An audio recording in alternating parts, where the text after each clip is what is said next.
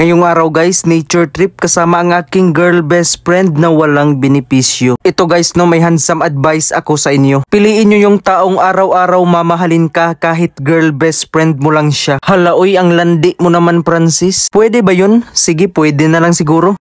Uy guys, ang ganda ng view dito. Hala, si Alden Richard ba to?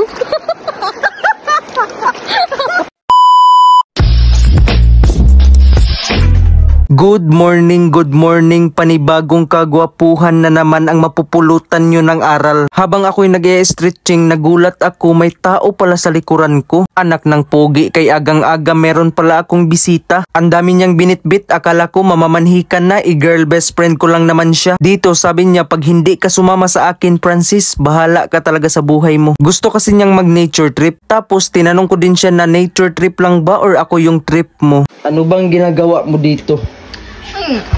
Koko. Mamamanhikan ka na? Tara na! Dali. At so ayun, dahil trip niya mag-nature trip, pumunta muna kami sa merkado sa may bandang Ocean Park. Mamimili kami ng pagkain pang ihaw-ihaw lang ba? At so ayun, pag uwi namin ng bahay, minarinate agad namin. Tapos ito, pwede ba tong i-marinate? Pagkatapos niya, nag-ready na ang sex bomb dancer. Patay! Candidate number 1! From Bounty Fresh, busog-lusog, Jollibee bida ang saya. At ayan na nga, ready na kaming dalawa mag-nature trip.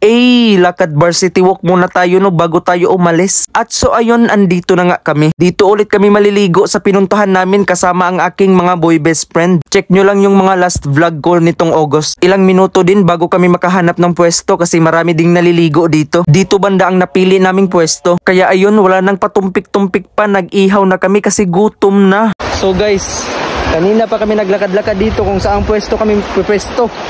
Shout out sa may-ari nitong upuan.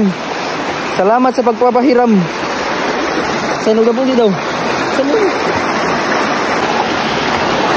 Guys, girl best friend ko lang yan ha, pero pinapakitaan niya na ako kung paano ang wife material na sinasabi nila. Pastilan. Grabe guys, sobrang ganda dito paliguan tapos ang linaw pa ng tubig. Dito lang to matatagpuan sa Sitio Soob, Poblacion, Albuera, Leyte. Hindi pa nga naluluto ang lahat pero nauna na siyang kumain.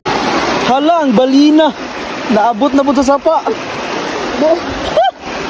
At so ayun, pagkaluto ng inihaw, kinain niya ay kumain na kami. Ito talaga ang favorite part niya kasi halimaw tong kumain eh. Hindi kami nagdala ng alcoholic drinks kasi hindi naman kami mahilig dyan.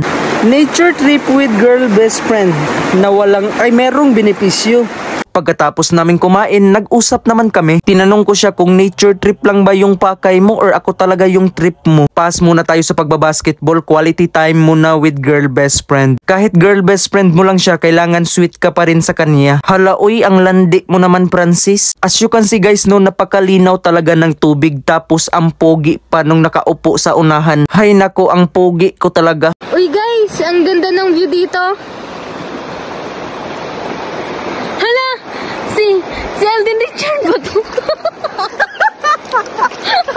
Sa puntong ito ay malulubat na ako. Tapos malapit ng dumilim ay matik na yan. Alam nyo na yan. Uuwi na kami. Syempre, bago tayo umalis, linisin muna natin ang kalat na dinala natin. Dapat eco-friendly ka tapos pogi ka pa. Hay nako, ang pogi ko talaga. So ayun lang guys no, dito lang magtatapos ang aming handsome nature trip. Hanggang sa muling pagiging gwapo, paalam.